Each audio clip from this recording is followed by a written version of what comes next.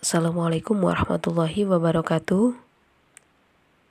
Di video kali ini saya akan menjelaskan mengenai algoritma shorting oleh kelompok saya, yaitu saya sendiri, Aringanila Pranasiwi, dan teman saya, Usman. Sebelum kita masuk ke materinya, kita harus tahu dulu apa itu algoritma. Algoritma adalah urutan langkah-langkah terstruktur yang dirancang untuk menyelesaikan suatu masalah atau mencapai suatu tujuan. Algoritma adalah inti dari pemrograman komputer karena mereka memberikan petunjuk kepada komputer tentang apa yang harus dilakukan dan bagaimana melakukannya. Sebuah algoritma harus mencakup langkah-langkah yang jelas, terdefinisi dengan baik, dan dapat dijalankan secara berurutan. Berikut adalah beberapa komponen umum yang sering ada dalam algoritma. Yang pertama yaitu input, yang kedua langkah-langkah, yang ketiga pengulangan atau looping, yang keempat pengkondisian, kemudian yang terakhir output. Algoritma juga harus efisien, yaitu dapat menyelesaikan masalah dengan menggunakan sumber daya yang tersedia, seperti waktu dan memori dengan cara yang optimal. Pemrogram seringkali menggunakan algoritma yang lebih efisien untuk meningkatkan kinerja program dan mengurangi kompleksitas. Kemudian kita masuk ke materinya, yaitu algoritma shorting atau pengurutan data.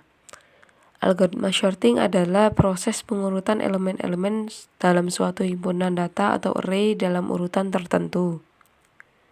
Tujuan utama dari algoritma shorting adalah mengatur elemen-elemen data sehingga dapat diakses secara efisien dan dengan mudah. Biasanya dalam urutan menaik atau menurun berdasarkan kriteria tertentu. Ada berbagai macam algoritma shorting yang telah dikembangkan dengan berbagai kelebihan dan kelemahan masing-masing.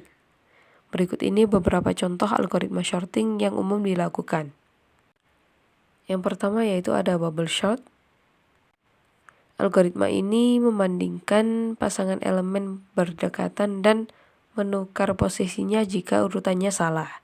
Bubble sort akan berulang kali melintasi daftar data, menggeser elemen-elemen secara berpasangan hingga data terurut. Yang kedua yaitu ada selection sort. Algoritma ini membagi himpunan data menjadi dua bagian. Yang kedua yaitu ada selection sort. Algoritma ini mencari elemen terkecil dari himpunan data dan menukarnya dengan elemen pertama. Kemudian, mencari elemen terkecil kedua dan menukarnya dengan elemen kedua, dan seterusnya hingga seluruh data terurut. Yang ketiga yaitu insert sort. Algoritma ini membagi himpunan data menjadi dua bagian, yaitu bagian yang sudah terurut dan bagian yang belum terurut. Setiap elemen dari bagian yang belum terurut akan disisipkan ke dalam bagian yang sudah terurut sesuai dengan urutan yang tepat. Yang keempat yaitu merge sort. Algoritma ini menggunakan pendekatan divide and conquer atau memecah dan menaklukkan. Data dipecah menjadi dua bagian yang lebih kecil secara rekursif. Kemudian bagian-bagian tersebut diurutkan secara terpisah. Akhirnya, hasil pengurutan tersebut digabungkan kembali menjadi satu himpunan data yang terurut. Yang kelima yaitu ada quick sort.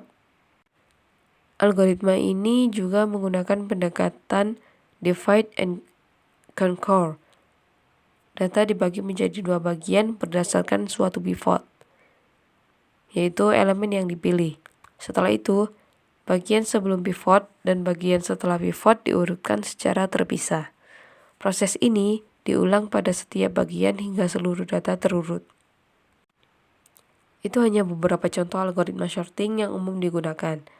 Terdapat pula algoritma sorting lainnya seperti heap sort, radix sort, counting sort, dan lain sebagainya. Pemilihan algoritma sorting yang tepat tergantung pada ukuran data, keterbatasan waktu dan memori, dan kebutuhan spesifik dalam konteks penggunaannya. Next.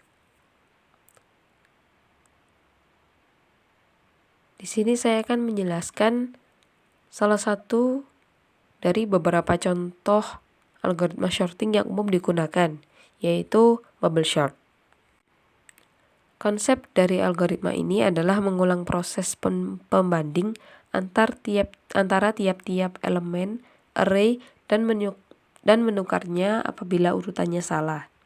Pembanding elemen-elemen ini akan terus diulang hingga tidak perlu dilakukan penukaran lagi. Algoritma ini termasuk dalam golongan algoritma comparison sort karena menggunakan perbandingan dalam operasi antar elemennya.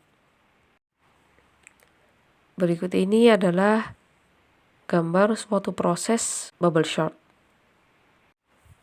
Next yaitu implementasi algoritma bubble sort. Contoh implementasi algoritma bubble sort ini dengan menggunakan bahasa pemrograman C++ dengan menggunakan aplikasi dev C++. Di sini kita menggunakan metode untuk menampilkan data yang telah disorting dengan menggunakan algoritma bubble sort, seperti pada gambar berikut. Next, setelah selesai pada kode pemrograman yang tadi, kemudian buat metode untuk menampung proses algoritma bubble sort seperti pada gambar berikut. Apabila kita mau menggunakan yang ascending, yang sebelah kiri, kemudian yang descending yang sebelah kanan. Ascending yaitu pengurutan data yang dimulai dari yang terkecil ke yang terbesar. Kalau yang descending itu pengurutan datanya mulai dari yang terbesar hingga terkecil.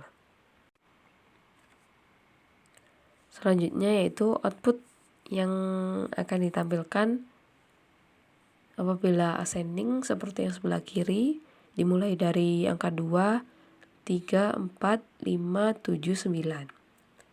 Kalau yang descending, angka yang telah disorting dimulai dari angka yang paling terbesar, yaitu 9, 7, 5, 4, 3, 2. Dari pembahasan yang tadi dapat disimpulkan algoritma bubble sort adalah algoritma dengan metode paling sederhana untuk mengurutkan data dan merupakan algoritma yang mudah dipahami. Bubble sort merupakan metode pengurutan data yang tidak efisien, khususnya ketika mengenai data yang jumlahnya besar.